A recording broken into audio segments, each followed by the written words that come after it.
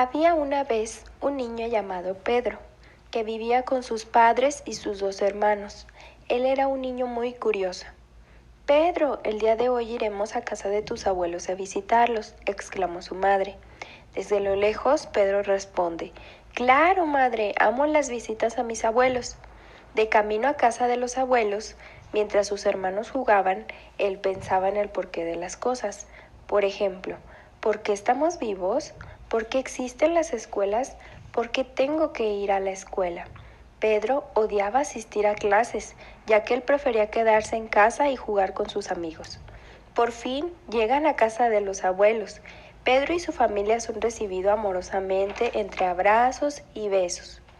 Mientras su madre y su abuela, entre pláticas, preparan la merienda, Pedro sube al cuarto de su abuelo, en donde él está descansando en su enorme y cómodo reposet. El abuelo exclama, Ven, Pedro, acércate, ven y charla conmigo. Curioso de lo que el abuelo pueda decirle, corre y brinca. Y dime, Pedro, ¿cómo vas en tu escuela? Pedro responde, Abuelo, no me gusta. Mi mamá y mi papá me obligan a ir. El abuelo responde entre risas, hijo mío, en mis tiempos, mi padre fue un siervo que trabajaba haciendo agricultura. Le iba bien, pues el señor feudal le pagaba tributos y le prestaba servicios. Abuelo, ¿pero qué es un señor feudal? Exclamó Pedro. Hijo, los señores feudales eran dueños de grandes propiedades y eran hombres muy fuertes. Sabes, Pedro, a mi padre le tocó el reinado de Carlomagno, que a pesar de que intentaron derrotarlo, nadie lo consiguió. Por esto surgió el renacimiento carolingio. Abuelo, ¿y cómo era este? Exclamó Pedro. Hijo, bello. Se construyeron escuelas, palacios y muchos centros. Pedro para todo esto permanecía muy quieto y atento a la conversación con su abuelo e hizo una simpática pregunta. Abuelo, lo bueno es que en esos siglos ni escuelas había. El abuelo responde, Pedro, claro que sí había. Déjate cuento que se crearon universidades. Estas ya contaban con grupos de estudiantes y los maestros aprendían también día con día. Y por cierto, Pedro, existía una religión cristiana que ofrecía temas como la humildad y la sencillez, pero esta no les pareció nada a los llamados germanos, porque ellos querían que sus hijos fueran educados rudos como militares. Pobre escuela cristiana, exclamó Pedro. Se ponían en su contra. Sí, claro que sí, Pedro. La escuela cristiana era muy interesante. Se aprendía mediante lecturas y canciones con las que cantaban en las iglesias actuales.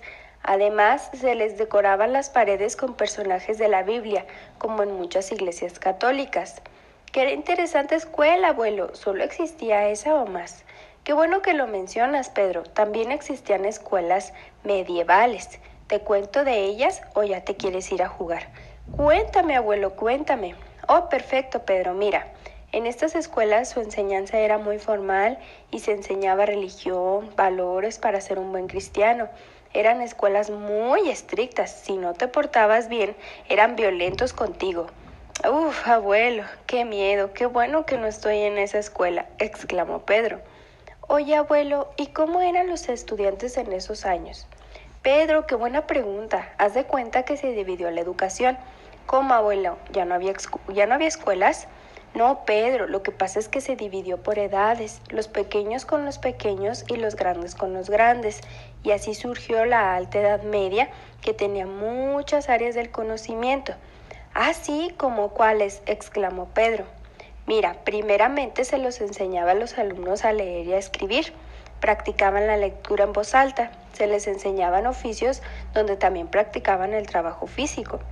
Y por último, existe una educación militar, Pedro. Se les enseñaba a cazar todas las técnicas militares, como la fuerza, el valor y la disciplina.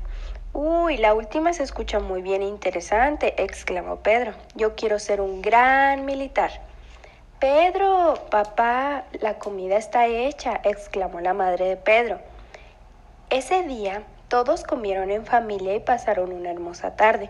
De camino a casa, Pedro venía pensando en todas las palabras e historias que le había dicho el abuelo. sobre la educación y reflexionó que es muy afortunado de contar con un lugar en una escuela que día con día le enseña nuevas cosas y que no debe de desaprovechar esa oportunidad de estar ahora donde está. Y colorín colorado, este cuento se ha